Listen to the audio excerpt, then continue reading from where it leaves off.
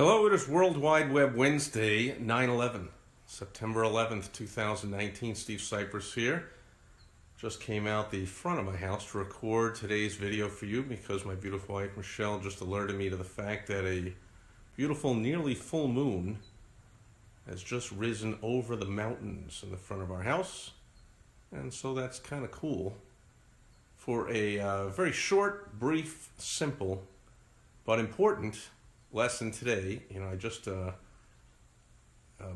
was just watching a recording of the annual, where they read off all the names and ring the bell in the at Ground Zero. From this morning, I just watched a recording of that. Man, it gets me every time. I can't even get through it. So I'm not in my usual positive mood here. Not very smart planning there to watch that just before recording my video, but I'll make this short and sweet. In an emergency situation, internet service providers understand that there's going to be a rush to the internet when important, spectacular, emergency, once-in-a-lifetime type of world events happen, like 9/11. And there was no social media back then. That's why you don't see lots of, there's no YouTube or Facebook, not a lot of videos, and people weren't walking around with smartphones and recording videos all the time. So that wasn't the case, but people were glued to their TVs and also checking into the internet for updated information constantly, and it overloaded lots of the internet, and internet service providers learned to accommodate for that when emergencies occur, and they know, especially now more than ever, people are going to stream to the internet, and now they'll overload the internet because now there will be nonstop videos like this one that take up a lot of bandwidth compared to simple text over the internet. And so that's the lesson today for your website, Mr. or Miss, Mrs. or Ms. or whatever you want to call yourself, business owner, entrepreneur. All of your websites, when you're putting up content, make sure that your web person is putting up content that will load quickly. So images need to be scaled down. I know that especially yourself on your About Me, your own photo, man, you want to make that, really high quality and look good and be sharp and clear. And your dear logo that, never sells anything but you paid money for, and somebody convinced you it's really vital and important to your business, which of course it is not. But you paid money for that, and you've been brainwashed to think it's important, so you want that to show up sharp and clear, so you put a high quality image of it on the internet, especially in the case of a logo, since it does not sell anything, for crying out loud. Just don't do that. Make sure your web designer is compressing the images so your internet pages load extremely quickly.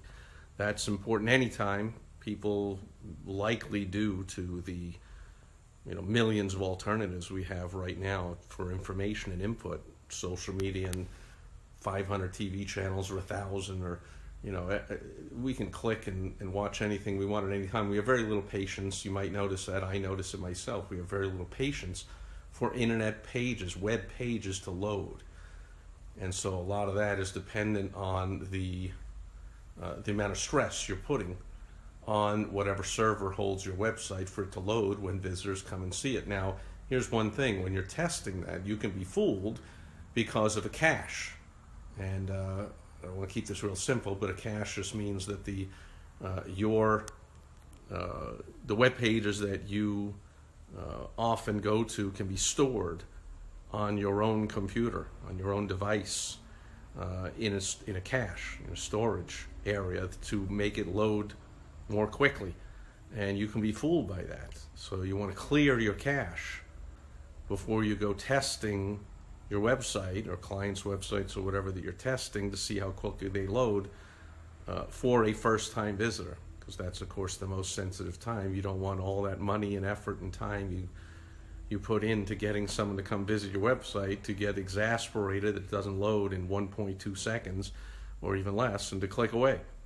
So you want to put simple images. Now this happens some of the online, some of the internet sites, famously back in the original 9/11, when there was an overload of people going to the internet.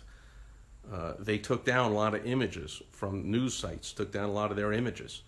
and just put up simple text because their sites were crashing and their pages were not loading fast enough and updates were not happening, and people were going elsewhere for information. So even though that isn't the case almost any of the time, in general, always a good rule. Put up simple, fast loading websites as you can. None of this flash nonsense. I don't think people use that a lot anymore.